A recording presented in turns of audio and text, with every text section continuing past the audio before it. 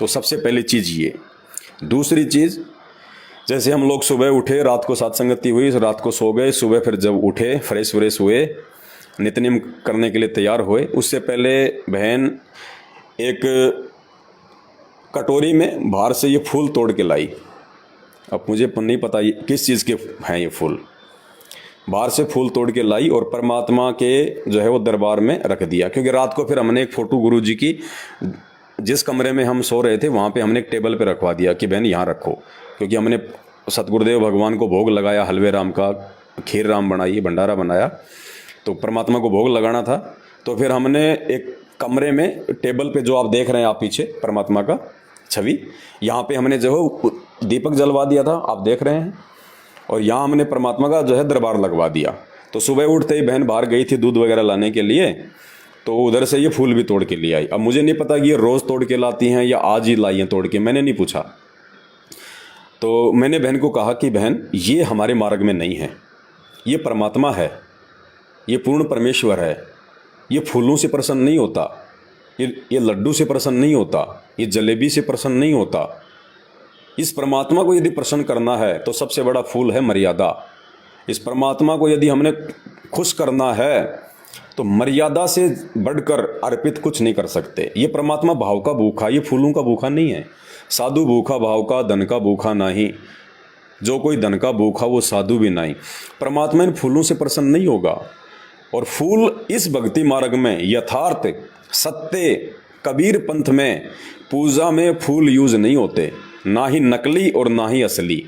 जब ये असली फूल ही पूजा में प्रयोग नहीं होते हैं इस मार्ग में, संत रामपाल जी भगवान के मार्ग में, तो नकली फूलों की तो कोई जगह है ही नहीं इस मार्ग में। नकली और आडंबर का तो काम ही नहीं है। ये फूल हमने नहीं तोड़ने हैं, क्योंकि ये भी परमात्मा की आत्माएं हैं। ये जड़ योनि है, एक होती है चेतन और एक होता जड़। हम इंसान हैं, जितने भी ये पशु पक्षी हैं, ये सब जो है वो चेतन योनि में आते हैं, जो चलते हैं फिरते हैं, आभास करते हैं, सारा चीज़ है। और ये जो पेड़ पौधे हैं ये हैं, ये जड़ योनि हैं, यानी इनको सब कुछ आभास होता है। जब पेड़ को हम लोग जब काटते हैं तो उसको भी महसूस होता है, क्योंकि पेड़ जो है वो बढ़ रहा है, पेड़ हमारे को जो है वो फल दे रहा है, पेड़ हमारे को ऑक्सीजन दे रहा है। वो भी एक योनि है। जो व्यक्ति मानव शरीर में भक्ति नहीं करते उनको फिर वो योनियाँ प्राप्त होती हैं, कष्ट भोगते हैं फिर वो। तो ये पेड़ जो हैं, पौधे जो हैं, ये योनि हैं। हमने बेवजह इनको नहीं तोड़ना, नहीं काटना। हमें परमात्मा ने जिन जिन पेड़ पौधों को, जिन जिन साग सब्जियों को, जिन जिन फल फ्रूट को जब परमेश्वर ने सृष्टि रची थी, और परमात्मा ने जिन जिन पेड़ पौधों का यूज करने के लिए हमें आदेश दिया हुआ है, भाई सब्जी के तौर पे या फल फ्रूट के तौर पे या गेहूं, जौ, जवार, मक्का, बाजरा, हमने बस केवल उन्हीं का यूज करना है। बाकी हमने राह चालते हुए हमने किसी पेड़ का कोई जो है वो पत्ता भी नहीं तोड़ना, हमने बेवजह कोई फूल भी नहीं तोड़ना, बेवजह हमने कोई डाली भी नहीं तोड़नी है। ये परमात्मा के विधान के विपरीत है। अब ये फूल तोड़ के लाई बहन, अब ये फूल है, पता नहीं इस फूल पे कितने सूक्ष्म जीव बैठे थे। देखो हर किसी का अपना जो है वो परिवार है, फैमिली है। क्या पता ये फूल हैं, बहुत छोटे छोटे जानवर आते हैं, सूक्ष्म जानवर आते हैं, और ये तो विशेषकर सावन का महीना चल रहा है। क्या पता किसी मच्छर ने, किसी मक्खी ने अपने अंडे पैदा करके या अपने बच्चे पैदा करके उनके लिए वो भोजन लाने गई हो, वो कोई खाना लाने गई हो, खुद का पेट भरने गई हो, और जब वापस आई हो तो उसको अपने बच्चे नहीं मिले, उसको अंडे नहीं दिखाई दिए वहाँ पे। वो कितनी रोएगी, कितनी दुखी होगी, और वो दुर्शीष देगी। क्योंकि आत्मा जब रोती है ना, तो वो ये नहीं है कि वो मुंह से बोलेगी तो ही मिलेगी। आत्मा परमात्मा का अंश है, और जितनी मोह ममता आप और हमारी अपने बेटा बेटी में है, वैसे ही एक मच्छर की भी अपने बेटा बेटी में है, एक मक्खी की भी, एक चींटी की भी अपने बेटा बेटी में उतनी ममता है। बल्कि इंसानों से ज़्यादा मोह ममता जानवरों में है। तो क्या पता कितने हजारों लाखों की संख्या में जो है वो सूक्ष्म जीव इन पत्तों पे, इन पेड़ों पे रहते हैं। और वो बेचारे पता नहीं कहाँ जा रहे थे, वापस आएंगे, खुद खाना खाएंगे, फिर अपने बच्चों के लिए लेके आएंगे, और वापस आए तो ना उनको बच्चे मिले, ना उनको वो फूल मिला। तो वो आत्मा रोएगी, वो मुंह से श्राप नहीं देगी, उसको नहीं पता कि वो कौन तोड़ ले गया, वो अंतर्यामी नहीं है, लेकिन आत्मा तो रोएगी, आत्मा जो है वो चिल्लाएगी। और आत्मा परमात्मा का अंश है, और आत्मा जब दुखी होती है तो परमात्मा दुखी होता है। क्योंकि भगवान आत्मा देखता है, भगवान ये शरीर नहीं देखता कि हाथी का शरीर है, इंसान का शरीर है, ये मच्छर का शरीर है। तो हमने बेवजह ये नहीं करना। ये फूलों से परमात्मा प्रसन्न नहीं होता, ये जड़ योनि है। हमने बेवजह पेड़ का एक जो है वो पत्ता भी नहीं तोड़ना है। ये बहुत सावधानी रखनी है हमने। परमात्मा इनसे प्रसन्न नहीं होता, हम मर्यादा में है नहीं। और पेड़ और ये फूल तोड़ तोड़ के परमात्मा को सोचें कि परमात्मा प्रसन्न होंगे, तो भाई वो नकली भगवान तो प्रसन्न हो सकते हैं, वो डमी गॉड तो प्रसन्न हो सकते हैं, लेकिन ये असली परमात्मा, ये रियल गॉड, ये केवल भक्तों की मर्यादा और भाव से प्रसन्न होता है। ये ना तो ये पैसों से प्रसन्न होता है, ना ये फूलों से प्रसन्न होता है। तो इस बात का हमने विशेष ध्यान रखना है। गुरुदेव भगवान सतगुरु रामपाल जी भगवान की पूजा करते समय, उनकी आरती करते समय और भोग लगाते समय हमने किसी भी प्रकार का ये आडंबर ये नहीं करना है। हमने बेवजह पेड़ पौधे वगैरह फूल पत्ते नहीं काटने हैं, ध्यान रखना। अगर आप मकान बना रहे हैं, आपके खेत में कोई ऐसी जगह है जहाँ पे कोई पेड़ पौधा जो है मतलब दिक्कत कर रहा है, बेवजह तो नहीं काटना बिल्कुल भी। यदि आप मकान बना रहे हो और आप वहाँ पे यदि ऐसा कोई पेड़ पौधा है जिसको काटना बहुत ही ज़रूरी है, तो ऐसी स्थिति में सबसे पहले गुरुदेव भगवान को दंडवत प्रणाम करें, उस कर्म के लिए परमात्मा से माफ़ी मांगें, उसके बाद आप उस पेड़ को जो है आप वो काट सकते हैं, लेकिन बेवजह नहीं, बिल्कुल नहीं।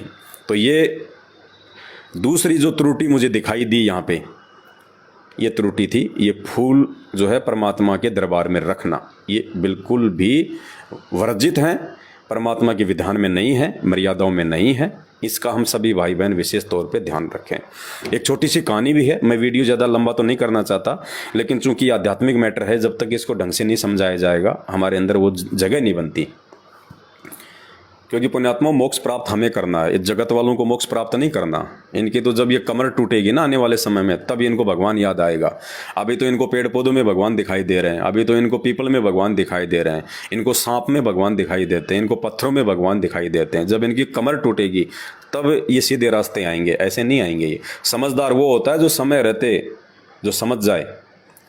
तो सतगुरु रामपाल जी भगवान ने बताया कि एक बार विष्णु लोक से दो आत्माएं, एक बार विष्णु लोक से दो आत्माएं भगवान विष्णु से बोली कि हम जो है धरती पे, हम पृथ्वी लोक पे हम लोग जो है घूम के आना चाहते हैं। तो विष्णु जी ने कहा कि जाओ भाई, क्या दिक्कत है, घूमे हो। बोले शाम तक आ जाएंगे हम। बोले जाओ। तो दोनों आत्माएं आ गई इस पृथ्वी लोक पे। सारा दिन वो घूमे फिरे, उन्होंने आनंद लिया, जैसा भी वो मान रहे थे आनंद। और शाम के समय जैसे वापस वो विष्णु लोक को जाने लगे, तो आम इंसान की एक मतलब हैबिट होती है, जैसे किसी खेत में गेहूं उगा हुआ है और गेहूं जो है वो बड़ा बड़ा हो चुका है, या सरसों है, उसका मतलब वो फल आ चुका है, उसकी बाली आ चुकी है। तो आम व्यक्ति की क्या एक मतलब जो है वो प्रवृत्ति होती है, वो रास्ते रास्ते जा रहा है और दोनों साइड में जो वो गेहूं है, जो है, आम व्यक्ति की ये प्रवृत्ति है, बेवजह उसकी बाल खींचेगा पकड़ के, गेहूं की, जौ की, या जैसे कोई बाजरे की फसल है, कोई और फसल है, तो उसका जो है वो पत्ता खींच लेगा, उसको तोड़ लेगा, गोल मोड़ करके वापस फेंक देगा। तो वो जो दो जो थे आत्माएं जो विष्णु लोक से आई थी घूमने के लिए, जैसे शाम को वो जाने लगे, वो उड़ान भरने लगे, तो पास में ही जो है गेहूं की फसल थी। तो ऐसे ही उन्होंने हाथ मार दिया उन दोनों ने, और गेहूं की बाल जो है टूट के आ गई उनके हाथ में बेवजह। और जैसे ही ऊपर को उड़ने लगे वो लोग, तो थोड़े से ही ऊपर को उड़े थे, इतने में नीचे गिरे। अब नीचे गिरते ही उन्होंने कहा साहब ये क्या हुआ, क्योंकि उनके पास में शक्ति होती है, जो ऊपर की आत्माएं होती हैं उनके पास में वो सिद्धियां होती हैं। तो उन्होंने कहा कि भगवान हमारी जो पावर है, हमारी जो शक्ति है, जो सिद्धि है, जो उड़ने वाली, ये आपने क्यों छीन ली? हम तो घूमने के लिए आए थे, हम तो वापस आ रहे हैं अपने लोक में। तो भगवान ने कहा कि भाई एक बात बताओ, जब तुम ऊपर उड़ने लगे तो तुमने क्या किया? बोले महाराज हमने गेहूं की बाली थी, बोले हमने वो खींच ली एक। बोला क्यों? वो तेरे बाप की है, क्यों खींच ली? तुम लोग भार युक्त हो गए, भार चढ़ गए तुम्हारे ऊपर।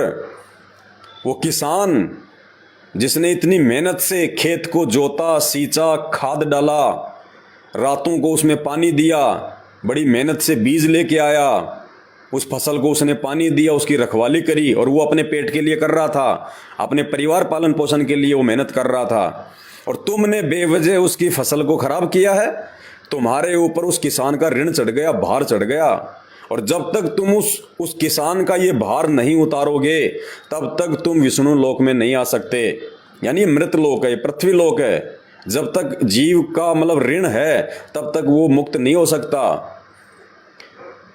तो उन दोनों ने कहा कि महाराज इसके लिए हमें क्या करना पड़ेगा ताकि हमारा ये ऋण उतर जाए, छोटा सा ऋण बाली खींचने का। तो विष्णु भगवान ने कहा कि एक काम करो, आज तुम सारा दिन इस किसान की जगह पे खेत में पानी दो, तुम दोनों इसके गेहूं को पानी दो। फिर शाम तक जब तुम पानी दोगे, इतनी मेहनत तुम करोगे 8-10 घंटे, तब तुम्हारा ये भार उतरेगा, ये गेहूं का वो बाली खींचने का। उनका जी ठीक है। तो दोनों लगे और सारा दिन खेत में उन्होंने पानी डाला। अब पानी डाला तो मेहनत करी तो उनको भूख लगी। अब भूख लगी तो किसान की औरत थी, उनके लिए खाना ले आई तो दोनों ने छिक के खाना खाया। अब छिक के खाना खाया और जैसे शाम का समय हुआ तो दोनों फिर वापस जाने लगे।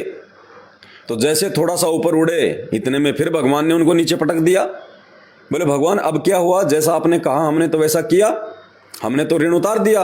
बोला भैया वो बाली खींचने वाला ऋण तो तुमने मेहनत करके उतार दिया, तुम लोग उस ऋण से तो बाहर मुक्त हो गए। लेकिन एक बात बताओ, फिर तुमने खाना वाना खाया? बोले जी खाया। बोले वो क्या तुम्हारे बाप का है? वो तेरे बाप का है क्या? वो पृथ्वी लोक का है, इस धरती का है, उसका ऋण कौन चुकाएगा? तुम भार युक्त हो चुके हो। इस पृथ्वी ने गेहूं उत्पन्न किया था, इस किसान ने उत्पन्न किया था, वो मेहनत करके लाई थी बना के, और तुमने जो खाना खा लिया। भाई तुम जो मेहनत कर रहे थे वो तो तुमने जो पिछली बार जो गलती की थी, तुम तो उसका भार उतारने के लिए कर रहे थे, और तुमने इनका खाना खा लिया, तुम इनके ऋणी हो गए, इनका भार तुम्हारे ऊपर और चढ़ गया। अब ये खाना खाने वाला भी ऋण उतारना पड़ेगा भाई। तो बोले महाराज इसके लिए क्या करें? बोला पूरी रात पानी दो, पूरी रात मेहनत करो, चाहे इसके भैंसों का चाहे तुम गोबर उठाओ, चाहे जो मर्जी करो, और हाँ अगर दोबारा कुछ खा लिया पी लिया फिर भार चढ़ जाएगा, उतारना पड़ेगा, उससे पहले नहीं आ सकते। तो बड़ी सावधानी से उन दोनों ने खाना खा ही लिया था और पूरी रात उन्होंने पानी दिया। अब खाना खा लिया, शरीर में जाएगा तो भाई साहब वो तो फ्रेश होने के लिए भी फिर, क्योंकि तो बॉडी ऐसी है, तो सुबह दोनों को लैट्रिन लगी, तो दोनों ने खेत में साइड में जाके लैट्रिन किया, और फिर शाम को वापस जाने लगे, पानी भी नहीं पिया, भयभीत थे। फिर जैसे शाम को उड़ने लगे, भगवान ने फिर नीचे कर दिया। बोले भगवान अब क्या हुआ? बोले हुआ क्या नहीं, सब कुछ हो गया। बोले क्या महाराज? बोले हम तो कुछ खाया ही नहीं, कुछ पिया नहीं अब उसके बाद। बोले खाया ही नहीं, पिया नहीं, लेकिन तुमने लैट्रिन किया? बोले महाराज किया। तो बोले वो धरती तुम्हारे बाप की है जो तुमने वजन डाल दिया, तुमने धरती को गंदा कर दिया, तुम्हारे बाप की है क्या? धरती का ऋण चढ़ गया। तो फिर परमात्मा ने बताया कि वो दो पारखद, पता नहीं कितने युग बीत गए, वो आज तक इसी धरती पे फंसे पड़े हैं, ये काल छोड़ता नहीं है। तो भाई और बहनों, बेवजह भक्ति मार्ग में आने के बाद, संत रामपाल जी भगवान के भगत बनने के बाद में हम लोगों ने यदि कहीं पे कोई पानी भी पीना है किसी का, तो कितना सोच समझ के पीना है। इसीलिए परमात्मा ने हमारे को ये अन्नदेव की आरती दी है। कहीं भी खाना खाने से पहले, पानी पीने से पहले, और खाना खाने के बाद, पानी पीने के बाद अन्नदेव की आरती इसलिए ज़रूरी है कि हमारे ऊपर इस गंदे लोक का किसी का ऋण ना चढ़े, किसी का भार ना चढ़े।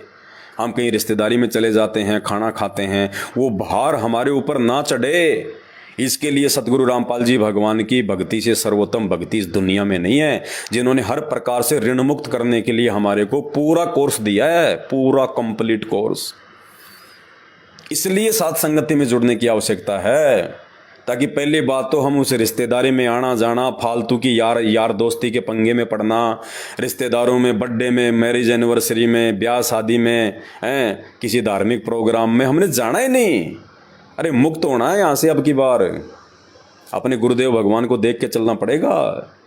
कि जब से हम संत रामपाल जी भगवान को जानते हैं, तब से संत रामपाल जी भगवान कब रिश्तेदारी में गए, कब उन्होंने भात भरा, कब उन्होंने छूछक भरा, कब उन्होंने यार दोस्त बनाए, कब अपने यार दोस्तों के साथ पार्टी में गए, पिकनिक पे गए, घूमने के लिए गए, कब उन्होंने जगत का खाया।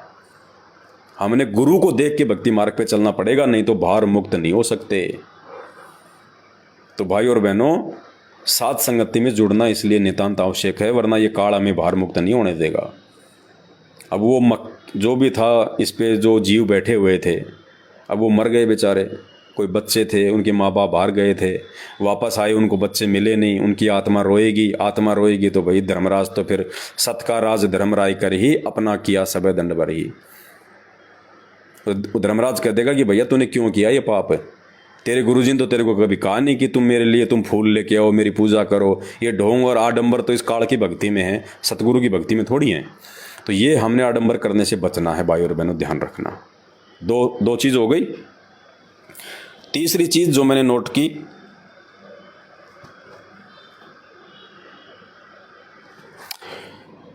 तीसरी चीज़, जब आरती हम करने लगे शाम को संध्या आरती, और तो परमात्मा की दया है, अब हमें पता है कि जब सारी सृष्टि का जगन्नाथ हमारे सामने बैठा है दरबार में, तो बैठ के तो आरती हम कर ही नहीं सकते। तो हम सब ने खड़े होकर आरती करी। खड़े होकर आरती जैसे समाप्त हुई, तो अब दंडवत करने की जो विधि परमात्मा जो साध संगतियों में जो बताते हैं, उस विधि से वो दंडवत नहीं कर रहे। दंडवत करने से पहले उन्होंने मंत्र का जाप नहीं किया। मंत्र का जाप करने के बाद में परमात्मा की छवि की तरफ उन्होंने देखा नहीं, रुके नहीं वो थोड़ी देर, 2 4 5 सेकंड। उन्होंने जैसे सतलोक आश्रम मैनेजमेंट हरियाणा वाले करते हैं दंडवत, तुरंत सीधा लेट गए, खड़े हो गए। और परमात्मा ने हमें जो विधि बताई है, अष्ट अंग से दंडवत प्रणामा, संध्या प्रात करे निष्कामा, कि जब भी अपने गुरुदेव भगवान को दंडवत करो, 8 अंग। अब 8 अंग कौन कौन से हैं वो भी सात संगति में सब कुछ आपको बता रखा है। वो 8 अंग जमीन से स्पर्श होना चाहिए और विधिवत होने चाहिए। सबसे पहले हम घुटने टेक के, हाथ जोड़ के अपने भगवान के सामने जो भी हमारे को मंत्र मिला हुआ है, सतनाम, प्रथम नाम, जो भी, सबसे पहले 1 या 2 मंत्र का जाप करें। फिर आँखों से हम अपने भगवान को देखें, उसके बाद फिर हम दंडवत करें 8 अंगों से। तो ऐसा इन्होंने चारों प्राणियों ने नहीं किया। तो हमने कहा कि भगत जी देखो कितनी बड़ी आप लोग ये त्रुटि कर रहे हो। आप इतने दिनों से सात संगति की वीडियो भी देख रहे हो, लेकिन वीडियो देखने मात्र से वो चीज़ें सारी हमारे अंदर नहीं आएंगी। जो विशेष फायदा, विशेष लाभ, विशेष जानकारी हमारे को सात संगति में जाने से मिलेंगी। तो फिर उनका वो दंडवत की जो विधि है, वो उनको परमात्मा ने जो है हमारे को निमित्त बना के उनको हमने समझाया, उनको जो है दंडवत की विधि भी जो है वो बताई। फिर उन्होंने कहा कि भगत जी हम तो आज पहली बार, उन्होंने कहा खुद अपने मुंह से, हमने कुछ नहीं कहा। आरती समाप्त होने के बाद उन्होंने कहा भगत जी आज पहली बार हम लोगों ने खड़े होकर आरती की है, जबकि 5 साल से सात संगति की वीडियो भी देख रहे हैं, लेकिन फिर भी कह रहे हैं कि भगत जी आज हमने पहली बार खड़े होकर आरती की है। तो भाई बहनों, सात संगति में ना आने का कितना बड़ा नुकसान है। अरे एक मंत्री या कोई मुख्यमंत्री अगर कहीं आ रहा हो, कहीं आ जाए, आप मान लीजिए कि मुख्यमंत्री देश का आपके घर पे आ जाए, स्टेट का, और मुख्यमंत्री खड़ा है, आप बैठ जाओगे? आप बैठ के बात करोगे? नहीं कर सकते। एक अधिकारी के सामने उसके नीचे का नौकर बैठ के बात नहीं कर सकता। उसको भी जी हजूर, गर्दन झुका के, जी साहब, जी सर, जी सर। पहले राजा महाराजा होते थे, सामने सिंहासन पे बैठे होते थे, उनके वजीर, उनके मंत्री, उनके संतरी, जब तक वो राजा आदेश नहीं देता था खड़े रहते थे यूं हाथ करके, जी सर, जी हुजूर, जी हुजूर। अब ये तो हुजूरों का हुजूर है, ये तो शहंशाहों का शहंशाह, राजाओं का राजा है, सतलोक का राजा है। अरे 2 घंटे हमारे को अगर बस में जगह ना मिले, हम खड़े होके और ऊपर हाथ करके, वो डंडा पकड़ के, ऊपर हाथ करके वो डंडा पकड़ के खड़े रहते हैं, कभी एक पैर इधर, कभी एक पैर इधर। और ये आरती, पूर्ण परमेश्वर की स्तुति, पूर्ण परमात्मा की वंदना। अरे 5 घंटे भी अगर खड़ा रहना पड़ जाए तो भी ये सोचो कि परमात्मा कुछ नहीं, और बैठ के आरती कर रहे हैं। ये भी सात संगति में ना आने की त्रुटि, जबकि वीडियो भी देख रहे हैं फिर भी त्रुटि। 4 चीज। पहले हम इन पत्थरों के आगे आरती करते थे, ओम जय जगदीश हरे, ओम जय जगदीश हरे, आधा घंटे खड़े रहते थे। आज भी देख लो, जितने भी आन उपासना के जो केंद्र हैं, ये मंदिर हैं, आप इन देख लो, सभी मंदिरों में खड़े होकर आरतियां होती हैं, क्योंकि भगवान का विधान है, परमात्मा के आगे भगत ने खड़े होकर ही आरती करनी पड़ती है। वो आरती चाहे 2 घंटे की हो, चाहे 1 घंटे की हो, चाहे वो 20 मिनट की हो, ये विधान है।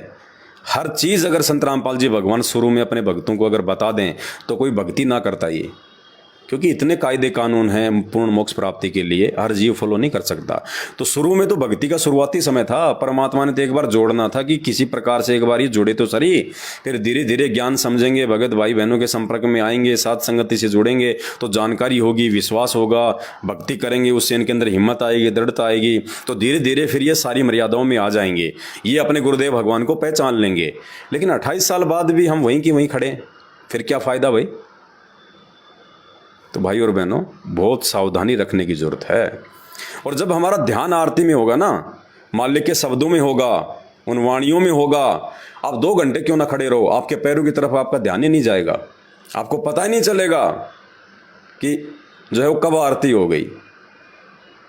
तो ये विशेष तौर से ध्यान रखना है।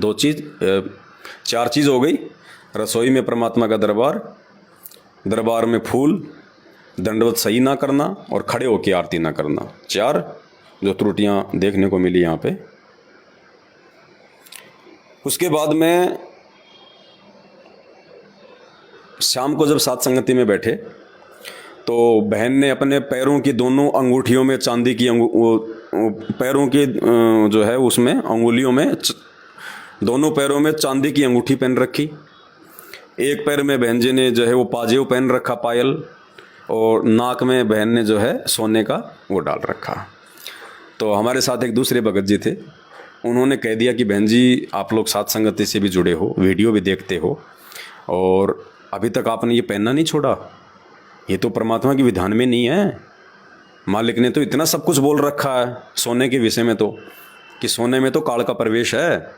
जब द्वापर युग में जब काल आया इस पृथ्वी पे, इस कलयुग में, तो राजा जो है परीक्षित से उनका आमना सामना हुआ था। तो राजा परीक्षित से उसने वरदान मांग रखा है 3-4 चीज़ों में निवास करने का। कहाँ पे? जहाँ पे मांस मदिरा का यूज होता है, जहाँ पे शराब का यूज होता है, जहाँ पे वेश्यावृत्ति होती है, जहाँ पे जुआ खेला जाता है, और जहाँ पे सोना होता है। और इसीलिए परमात्मा ने एक वाणी भी बना रखी है कि मांस बखे और मद पीवे और धन वैश्या से खाए, जुआ खेले चोरी करे वो अंत समूड़ा जाए। तो इन स्थानों पे काल का निवास है। इसीलिए सतगुरु रामपाल जी भगवान अपने भक्तों को किसी भी आडंबर से मना करते हैं, ना चांदी पहननी, ना सोना पहनना, ना ये नकली आभूषण पहनने। हमने परमात्मा प्रसन्न करना है, जो रियल आभूषण है एक भगत के लिए, जिससे उसकी सुंदरता बढ़ेगी, परमात्मा उसको जो है वो प्रसन्न करेगा। कौन से आभूषण? शील, संतोष, विवेक, दया, अक्षमा, ये 5 आभूषण हैं जो परमात्मा ने हमें दिए हैं धारण करने के लिए। और जब तक हम ये नकली आभूषण पहनना नहीं छोड़ेंगे सोने चांदी के, तो परमात्मा वाले तो कहाँ पहनेंगे। पहले तो ये हमारे को उतारने पड़ेंगे ज्ञान से, फिर परमात्मा वाले आभूषण धारण करने पड़ेंगे। अरे मेमोरी कार्ड आपके पास 5 GB का है, और 5 GB के मेमोरी कार्ड में रागनी भरी हैं, फिल्मी गाने भरे हैं, तो जब तक उनको डिलीट नहीं करोगे तो सत्संग कहाँ से आएंगे। तो जब तक हम इस काल की बकवादों से नहीं हटेंगे, ये सोने चांदी, ये नकली आभूषण, आर्टिफिशियल ज्वेलरी हैं, जब तक हम इनसे दूर नहीं हटेंगे, और इनसे दूर हटा जाएगा ज्ञान से, देखा देखी से नहीं हटोगे। शर्मा शर्मी में किसी के कहने से दबाव में आके 4 दिन उतार दोगे, 5 दिन उतार दोगे, फिर पहन लोगे। जब तक अंदर से ये रोग नहीं मिटेगा, अंदर से जब तक वो हमारे को ज्ञान नहीं होगा, तब तक हम इन चीज़ों से नहीं हट सकते। जब तक हम अपनी सोच से नहीं हटेंगे, जब तक हम खुद विचार करके नहीं हटेंगे, तब तक हम परमात्मा के नज़दीक नहीं हैं। तो बोला बहन जी पहले तो आप ये उतारो, अगर वास्तव में इस परमात्मा को पाना चाहती हो तो। बाकी तो दुनिया भक्ति कर रही है, आडंबर करके तो दुनिया भक्ति कर रही है बहन जी। कबीर पंथ में लाखों करोड़ों लोग जुड़े हुए हैं, वो भी तो कबीर जी को भगवान मानते हैं, वो भी तो ये ज्ञान है, सब कुछ यही है। ऐसे मोक्ष नहीं होगा, परमात्मा के प्रत्येक विधि विधान में चलना पड़ेगा। अगर ये सोना चांदी पहनने से अगर हमारी सुंदरता बढ़ती है, तो परमात्मा ने जब हमारे को मानव जन्म दिया, हमारे शरीर में 9 छेद दिए परमात्मा ने, 9 छिद्र। तो परमात्मा क्या इतना बावड़ा था क्या जिस परमात्मा ने 9 छेद हमारे शरीर में वो करके भेजे हैं, वो परमात्मा 2 छेद दोनों कान में और 1 छेद नाक में भी डाल देता। क्या दिक्कत आ रही थी उसको कि बाहर जाके मेरा बेटा चांदी पहनेगा, सोना पहनेगा, सुंदर लगेगा? लेकिन नहीं, ये इंसान के लिए नहीं है। ये काल हमारे से बकवाद करता है, क्योंकि जो सोने चांदी की जो खान जो हैं, ये सोना चांदी जो इस धरती में जो पैदा हुआ है, ये शंकर भगवान के वीर्य से पैदा हुआ है। जब शंकर भगवान ने काम वासना में आके जब मोहिनी के जब उसको पीछे से उसको पकड़ लिया, उसको बांध भर ली, और जब शंकर भगवान का काम वासना से वशीभूत हो गए, जब उनका वीर्य संकलित हो गया, उस समय जहाँ जहाँ उनका वीर्य गिरा इस पृथ्वी पे, वहाँ वहाँ सोने चांदी की ये खान बन गई। तो ये सोना तो काल के पुत्र का है, तो सतगुरु का भगत तो धारण भी नहीं कर सकता इसको। सतगुरु रामपाल जी भगवान ने तो यहाँ तक आदेश दे रखा कि सोना तो हमने अपने वो जो है घर पे भी नहीं रखना, घर पे भी पहनना तो दूर, सोना हमने अपने घर पे भी नहीं रखना, क्योंकि ये काल है, और जब तक काल आपके पास में है तो परमात्मा आपसे दूर रहेगा। तो सबसे पहले तो ये नकली आभूषण छोड़ें, उसके बाद परमात्मा के जो असली आभूषण है, शील, संतोष, विवेक, दया, क्षमा, हम इनको धारण करें अपने जीवन में। तो बहन ने जो पैर का जो था पायल वो तो निकाल दी थी शाम को, बाकी अंगूठी और नाक का जो सोने का था वो नहीं निकाला। तो दबाव देखो किसी पे हम नहीं दे सकते, हालांकि हम उन्हीं के घर पे बैठे हुए हैं। अभी हम लोग आगे की यात्रा पे निकलेंगे, पंजाब की तरफ जा रहे हैं परमात्मा के आशीर्वाद से, साथ संगति में। भले गाड़ी नहीं अपने पास में, कोई बड़ी बात नहीं है, लेकिन ये परीक्षा है। परमात्मा ये देखता है कि ये सेवा और भक्ति छोड़ते हैं कि नहीं छोड़ते हैं, इनमें थोड़ा बहुत आलस्य आता कि नहीं आता है। गाड़ी परमात्मा लाख दे दे, सतलोक आश्रम मैनेजमेंट हरियाणा यदि हमारी एक गाड़ी चोरी करके ले गया तो कोई बड़ी बात नहीं है। परमात्मा तो लाखों गाड़ियां दे देगा आने वाले समय में। ये सारी सेवाएं परमात्मा अपने सत्सेवक बच्चों के हाथ में सौंपने वाला है, क्योंकि आज सेवादारों की छटनी हो रही है, भगतों की छटनी हो रही है। वो बच्चा नहीं है जो जेल में बैठा है 8 साल से, सारी सृष्टि का रचनहार, जिसके चुटकी बजाते ही 21 ब्रह्मांड सतलोक से विमान की तरह चल पड़े थे, उसको कौन ऐसा बलवान शक्तिशाली है जो जेल में कैद करके रख लेगा? ये मर्जी का मालिक है, मर्जी का मालिक है। ये भक्तों का झाड़ा ले रहा है, परीक्षा ले रहा है कि मेरा कौन है, मेरे से जुड़ के मेरे को अपना गुरु बना के मेरे प्रति कौन कितना समर्पित है, कौन आज मेरी गैर हाजिरी में माया का गुलाम है और कौन मेरा गुलाम है, कौन वो काम करेगा जो काम 27 साल से मैं कर रहा था, अज्ञान और पाखंड को जड़ से मिटाने के लिए, लोगों की गालियां खा के, लोगों की मार खा के, लोगों के ताने सह के। तो परमात्मा देख रहा है। ये ना सोचना कि नाम ले लिया, गले में लॉकेट पहन लिया, हाथ में रक्षा सूत्र बांध लिया, मुंह पे सत साहिब हम भगत बन गए। वो झाड़ा ले रहा है, कौन उसका है।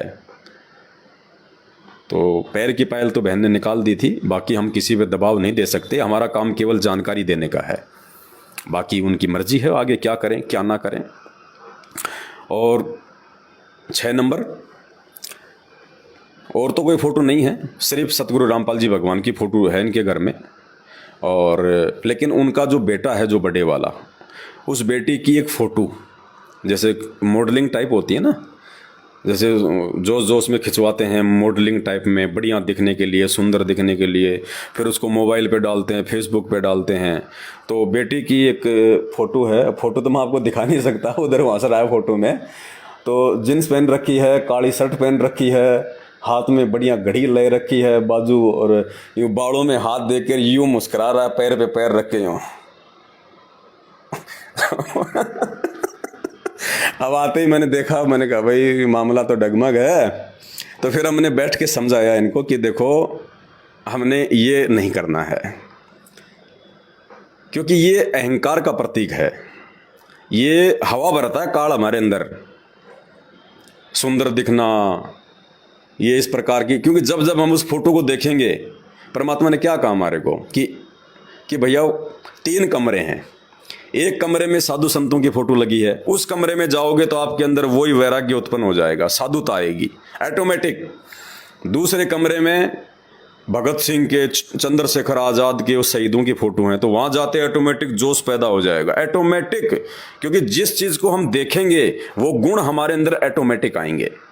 और एक कमरे में अर्धनग्न फोटो लगी हैं, लेडीज की फोटो लगी हैं, जो फिल्मी जो ये अभिनेत्रियां हैं इनकी फ़ोटो लगी हैं, तो उन फोटोओं को देखते ही मन में काम वासना, उल्टे विचार, गंदी सोच ऑटोमेटिक आएगी।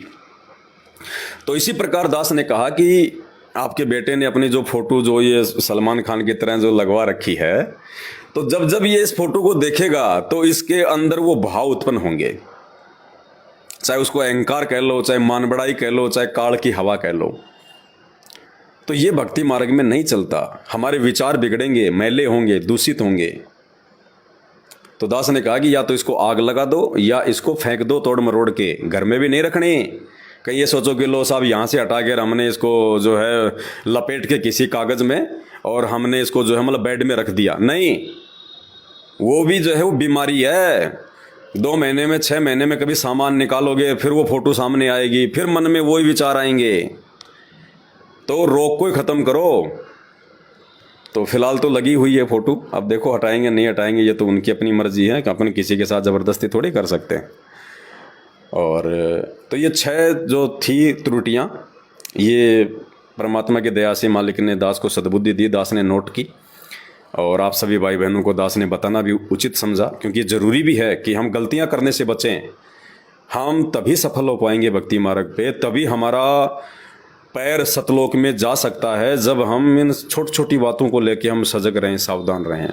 तभी हम दूसरों को समझा पाएंगे, हम दूसरों को सावधान जो है वो कर पाएंगे।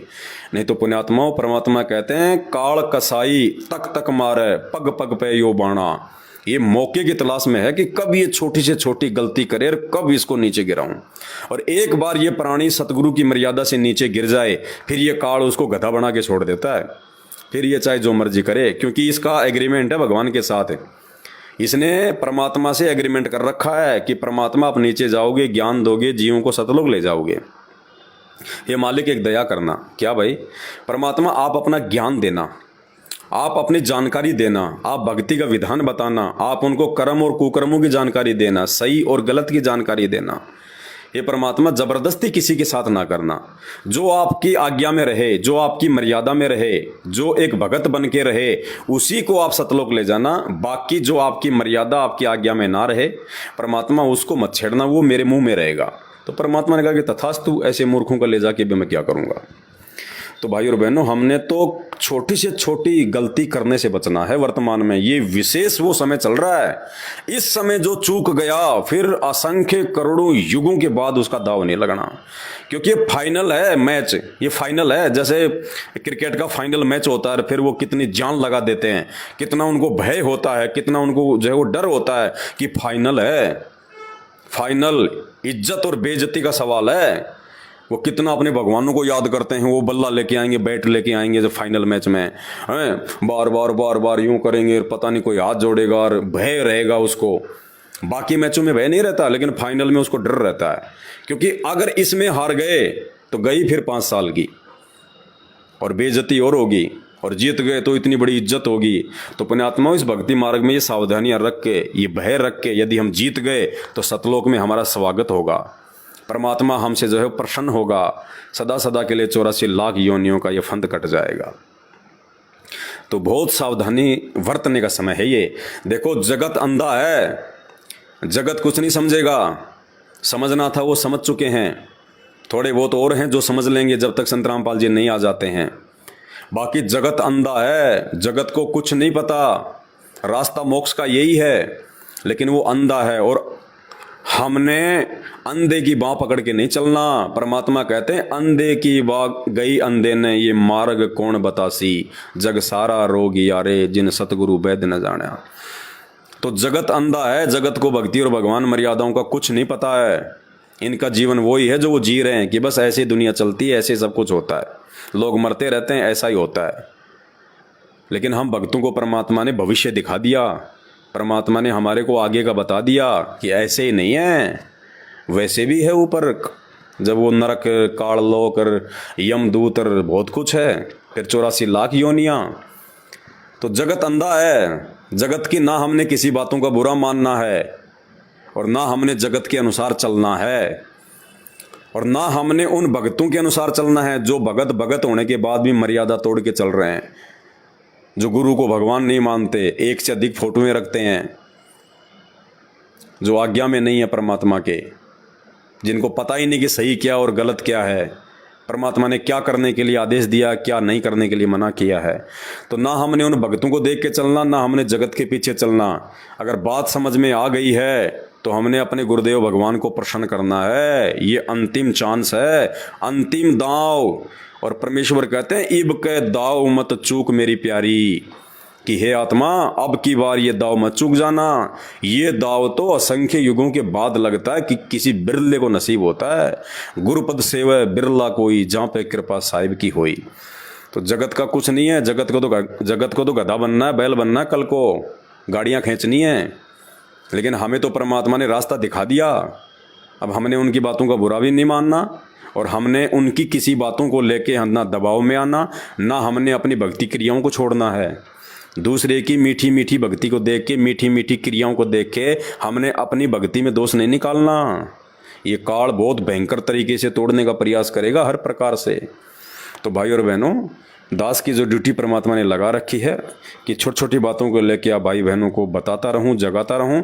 मैं खुद भी अपने आत्म कल्याण के लिए सावधान रहूं, पूरी तरह से चौकन्ना रहूं, और यथासंभव आप भाई बहनों को भी चौकन्ना करता रहूं, क्योंकि हम एक दूसरे के पूरक हैं। भगत एक दूसरे का पूरक होता है। साध संगति इसीलिए परमात्मा ने रखवाई है कि साध संगत से भेद जो पाया, परमेश्वर सतगुरु रामपाल जी ने सफल बनाया। तो आज की वीडियो में केवल इतना ही।